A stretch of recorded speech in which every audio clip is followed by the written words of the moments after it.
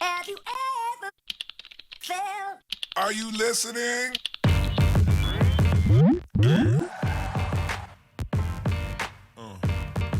Hey everyone, it's Barbara here, or Nicely Challenged, and yeah, today I'm gonna be talking about identity crisis. I know a lot of us, in the world have them, but when you have a chronic illness, allergy, whatever, that literally removes you from basic things that you need to deal with, it's very hard. The first identity crisis was when I had a rash all over my body. It was very hard to socialize that way, have hoodies in the summertime. Also, it was very hard being 12 with double D's. Just saying, that was another identity crisis. But to the subject of allergies, I had a rash all over my body. I used to play the cello, just everything. I had braces, like everything was just very nickely. So I had a rash all over my body. It was very hard to do anything, even to wear shorts or anything. I would always wear baggy clothes, which was worse because it was really hot and the rash would flare up. It was a mess. The second identity crisis was food. As my low nickel diet goes, I cannot eat out because stainless steel has nickel. So the whole eating out social experience is just out of the question. I would force myself to eat because it was just better off to do that. It's 20 when I started the low nickel diet, but it was better off to not plan things because when you start planning things, most 20-year-olds don't hold it accountable. So I just like slacked it on the wayside and then get sick. I had anaphylaxis in front of my friend, and she was like, "You're stressing me out." I was like, "I am stressing you out." So this month is my 1 year anniversary of not cheating, meaning I didn't eat out. I didn't really do too much of being outside of the low nickel diet. And yeah, so I'm happy about that. I think this will just be a lifelong thing.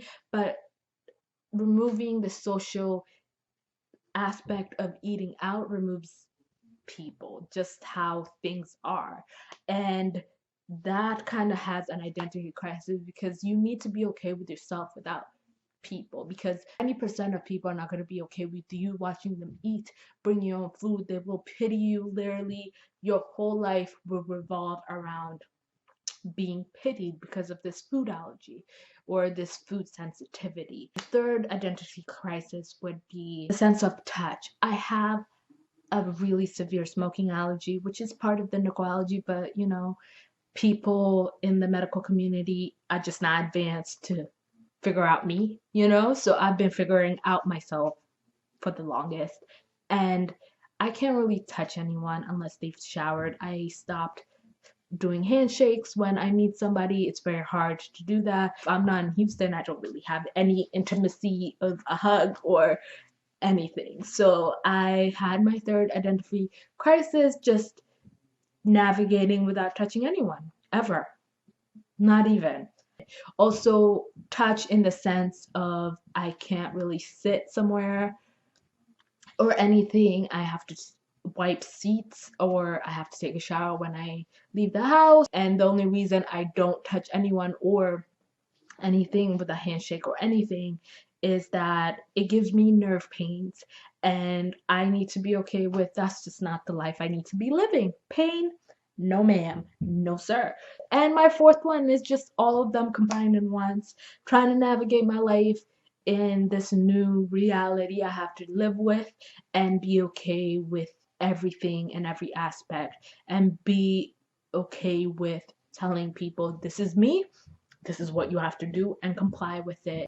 So I just wanted to tell you guys, if you're having an identity crisis with all these things, allergies has so much to do with who you identify as. And in the spirit of me getting my citizenship and losing my other identity of being Kenyan, which I'm so proud of, I just started thinking about different things of how my identity has changed and evolved.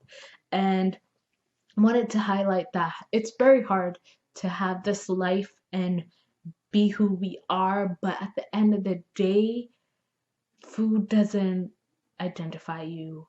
Touching people doesn't identify you. Having a rash doesn't identify you.